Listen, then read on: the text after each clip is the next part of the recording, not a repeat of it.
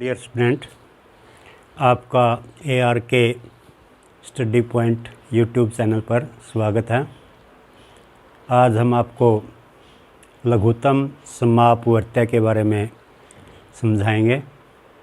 ये क्लास 6 के लिए लघुत्तम समापवर्त्य वह संख्या होती है जो दी गई संख्याओं से पूरा भाग हो सके। लघुत्तम समापवर्त्य दी गई संख्याओं से पूरा भाग होने वाली संख्या होती है। जैसे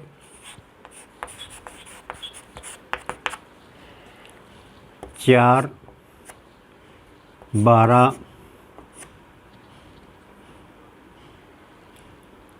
20, 24,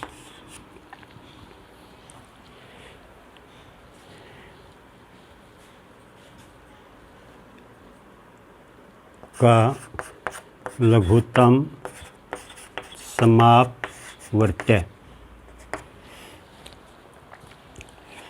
4, 12, 20, 24 इसको ऐसे लिखिए। अब इनको भाग कीजिए। ये सभी संख्याएं 2 से भाग होती हैं। 2 दूनी 4, 2 छिक 12, 2 10, 12 दूनी 24। अब फिर ये 2 से भाग होगा। 1, 3, 5, 6। अब जो दी गई संख्याएं हैं 3, 5 और 6, ये केवल 2 संख्या ही भाग होती हैं, 5 भाग नहीं होता।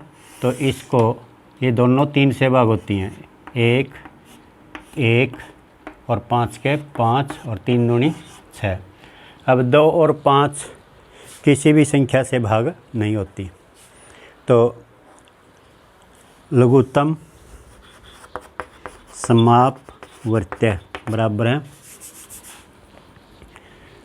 2 गुणे 2 गुणा 3 गुणा 5 गुणा 2। हम इसको ऐसे लेंगे। तो 2 दूनी 4, 4 तिये 12, 12 पंजे 60, 60 दूनी 120। तो दी गई संख्या 4, 12, 20 और 24 का लघुत्तम समापवर्त्य 120 है। क्योंकि 120 4 से भी भाग होता है। देखो 4 तिये 12, 0 की 0, यानी कि 30 से भाग हो गया। अब 12 से भाग करेंगे तो 120 बटे में 12, 12 एकम 12, 0, तो 12 दाएँ 120। 20 से भाग करेंगे 20 छिक्का 120, ऐसे 20 छिक्का 120, 6 पे भाग गया। अब 24 से भाग रहे हैं, 24 पंजा 120, 24 पंजा 120। तो अर्थात 120 दी गई संख्या 4, 12, 20 और 24 से भाग होती है। अब 120 के बाद 240 भी भाग होगा, लेकिन वो उसका लघुत्तम समापवर्त्य नहीं होगा। क्योंकि वह छोटी से छोटी संख्या, वह छोटी से छोटी संख्या जो दी गई संख्याओं से पूरा भाग हो जाए, उसे लघुत्तम समापवर्त्य कहते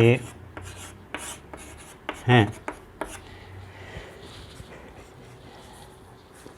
परिभाषा। तो ये परिभाषा है, वह छोटी से छोटी संख्या जो दी गई संख्याओं से पूरा भाग हो जाए, उसे लघुत्तम समापक प्रत्यय कहते हैं। तो बच्चे इस परिभाषा को अपनी नोटबुक में नोट कर लेंगे। और ये क्वेश्चन नंबर 1 हो गया। 4, 12, 20 और 24 का लघुत्तम समापक प्रत्यय निकालो। तो ये लघुत्तम समापक प्रत्यय निकालने का ये विधि आपको मैंने बताई है। कम से कम 2 संख्याएं किसी एक संख्या से भाग होनी चाहिए। तो अब ये चारों संख्याएं 2 से भाग हो रही थी, तो 2 से 2 दूनी 4, 2 छिके 12, 2 10 दूनी 20, 12 दूनी 24। फिर ये 2 से फिर भाग हो रहा था, 2 एकम 2, 2 तिया 6, 2 पंजे 10, 2 छिके 12।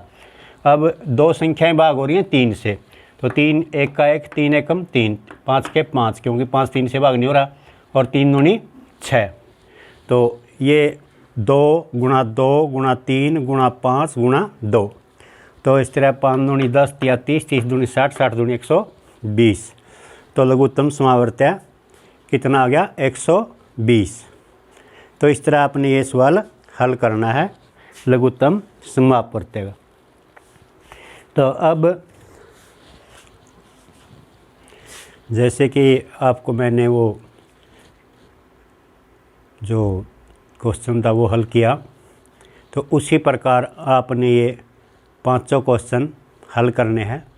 5, 12, 30 का लघुत्तम समापक प्रत्यय ज्ञात कीजिए। पहला क्वेश्चन ये है। दूसरा क्वेश्चन है 7, 35 और 70 का लघुत्तम समापक प्रत्यय ज्ञात कीजिए। तीसरा है 9, 16, 144 का लघुत्तम समापक प्रत्यय ज्ञात कीजिए। फिर है 14, 35 और 280 का लघुत्तम समापक प्रत्यय ज्ञात कीजिए।